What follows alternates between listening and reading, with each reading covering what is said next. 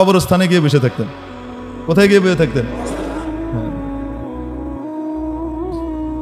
কবরস্থানের ভিতরে গিয়ে পুরনো কবর টবর ভিতরে যদি গর্ত টত্ত থাকতো, অনেক সময় ধসে যায় না কবর, এই গর্তের ভিতরে পা ঝুলে চুপচাপ আনমনে বসে থাকতেন।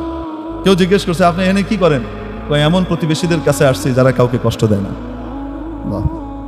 এমন প্রতিবেশীদের কাছে আসছি যারা কখনো কাউকে কি দেয় না, কষ্ট দেয় না, তাদের সাথে থাকতে আমি আনন্দ বোধ করি। কি মনে হয় আপনার, এটা সাধারণ পাগল? হ্যাঁ, এটা পাগল না বিশাল বুদ্ধিমান? বিশাল বুদ্ধিমান মানুষ, বোঝা যায় না। তো খলিফা হারুনুর রশিদ আবার এই বাহলুল মজনুনকে চিনতো যে বড় আল্লাহওয়ালা মানুষ, বড় আল্লাহওয়ালা মানুষ। একদিন দেখে নদীর পাড়ে বসে বসে পা ঢুকিয়ে কি করতেছে, এই বালু খুঁটে না, বালু খুঁটতেছে, বেরম করে বালু খুঁটে। তো খলিফার সাথে খলিফার বিবিও আছেন, হাঁটতেছেন নদীর পাড়ে সকালবেলা, যে দেখে বাহলুল এই করে। তো জিজ্ঞেস করছে খলিফা, বাহলুল কি করো? কয় জান্নাত বিক্রি করি। প্রথম কয় জান্নাতের বালাখানা বানাই। কি বানাই? জান্নাতের বালাখানা বানাইতেছে। কয় বালাখানা কার? যে কিনবে তার, যে কিনবে। তা তো বাদশা চিন্তা করতেছে, পাগলের মাথায় এখন ঠিক ঠিকানা নাই, কি কয় না কয়।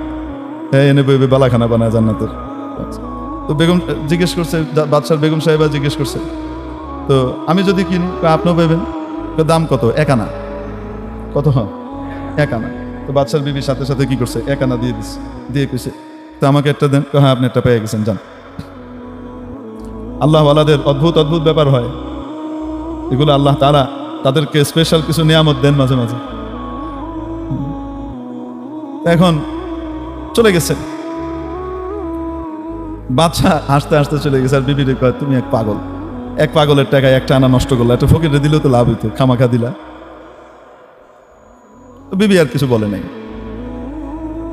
তো রাতের বেলা খলিফা হারুনুর রশিদ স্বপ্নে দেখে কিয়ামত কায়েম হয়ে গেছে, জান্নাতের বিশাল সব আলিশান অট্টালিকা তৈরি হয়ে গেছে, জান্নাতের ভিতরে সে হাঁটতেছে, বাদশা দেখতেছে।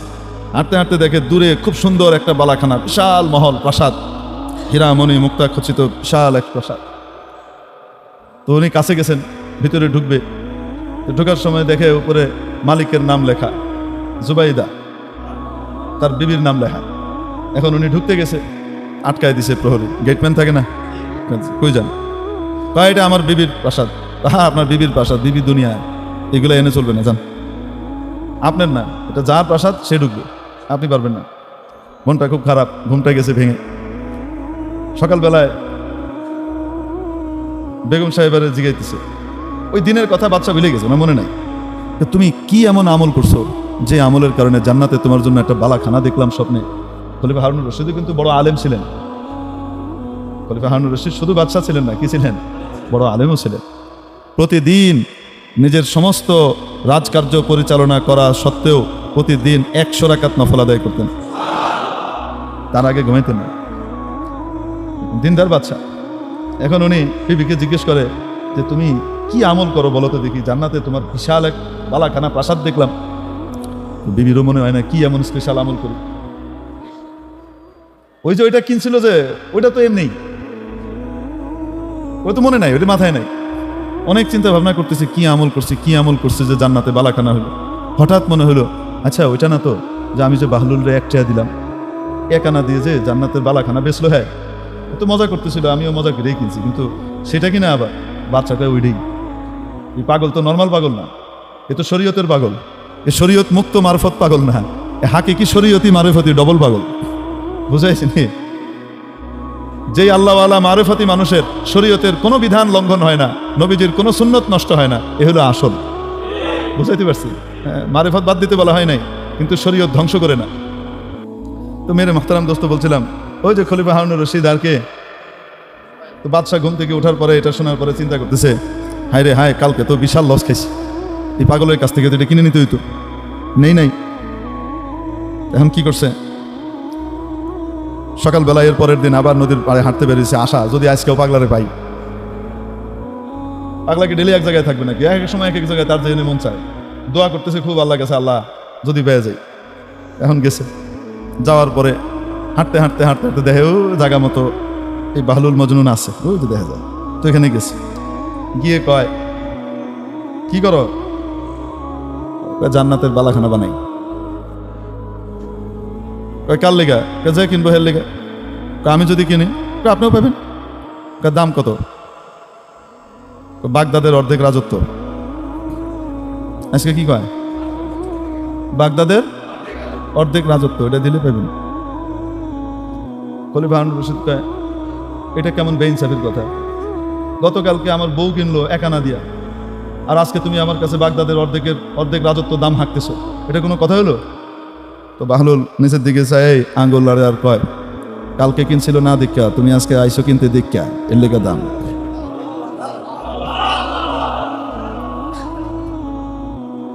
কালকে যে কিনছিল সে গায়েবের উপরে বিশ্বাস করে কিনছিল, আর আজকে তুমি যে কিনতে আইছো, আমি তো তারে কইছিলাম জান্নাতের দাম 1 আনা দিলেই তুমি পাইবা, তুমি আমার কাছে দাও, আমি আল্লাহর রাস্তায় খরচ করে দিব, তোমার পক্ষ থেকে খরচ করে দিব, এটাই তো কইছিলাম। আমি তো আর খাইতাম না, আমার দাও, আমি আল্লাহর রাস্তায় কি দিব, এটা লাগাই দিব, এটাই তো কইছিলাম। তো সৌদা তো আল্লাহর লগে হইতো, আমার লগে না। তো বাদশাকে আমি দেখছি, তুমি জানলা কই থেকে দেখছি, স্বপ্নে দেখছো না, এখন আইসো। বাদশা তো আর কিনে নাই, গেছে গা, আমি আর তরিকায় কোনোভাবে কিনে লো মনে আল্লাহর কাছে, তোমার কাছে আর পাইলাম না আর কি। তো বাহলুল মজনুন, এই মজনুন পাগল টাইপের ছিল। একবার বাদশা বালাখানায় বসা, উপরে ছাদে, অনেক দূরে দেখে বাহলুল যায়, তো লোকজনকে ডেকে বলছে এই এটারে আমার কাছে নিয়ে আসো, বাহলুলকে নিও। তো তাড়াতাড়ি তারা করছে কি, বাহলুলকে চটপট ধরে এনে দোতলায় উঠাইতে, দোতলা অনেক উঁচা, এই ছোট দোতলা না আমগো মতো 10 ফিটটা দোতলা না, 10 ফুটি 20 ফুটি দোতলা না। দেখেন না ব্রিটিশ আমলের দোতলা কয় তালা? আরে আপনাদের সলিমুল্লাহ মেডিকেল কলেজের 1 তালা কত উঁচা, দেখেন না? ঢাকা মেডিকেলের 1 তালা 3 তালা উঁচা, ঠিক না? এই আমলের দোতলা না, তো ওই আমলে তো দোতলা মানে বিশাল উঁচু, রাজা বাদশার বাড়ি। বলতে চট করে নিয়ে আসো। এখন এরা করছে কি, ধরে নিয়ে এসা ওখানে দড়ি দিয়ে এক ধরনের কি ছিল ব্যবস্থা ছিল যে দ্রুত শর্টকাট উপরে উঠা যায়, নামা যায়।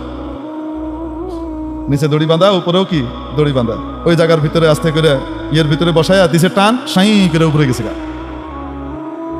যাওয়ার পরে এখন খলিফা হারুন রশিদ জিজ্ঞেস করে, আচ্ছা বাহলুল বলো তো দেখি আল্লাহরে কেমনে পাওয়া যায়? তুমি যে আল্লাহর এত কাছাকাছি হইছো, তুমি কেমনে হইছো কত দেখি একটু। তো বাহলুল কয় যেমনে আপনি আনলেন ওইভাবে। কয় এটা আবার কি? বলে বুঝেন নাই? তো উনি কইতেছে আমি বাহলুল যদি আপনার সাথে দেখা করতে চাইতাম, তাহলে আমাকে কত কাঠখড় পুড়িয়ে আপনার বাড়িতে আসা লাগতো, কত দৌড়ঝাঁপ করে আপনার কাছে আমাকে আসা লাগতো।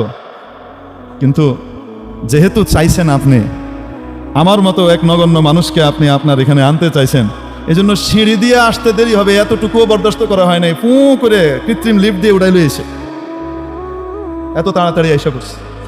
মেরে মুহতারাম দোস্ত, আজিজ ও বুজুর্গ আমার, এই কথা বলার উদ্দেশ্য হলো এই যে আল্লাহ তাবারাকা ওয়া তাআলা যদি নিজে দয়া করে আমাদেরকে তার ঘরে আসার জন্য নির্বাচিত করে না ডাকতেন, আমি আপনি আসতে পারতাম।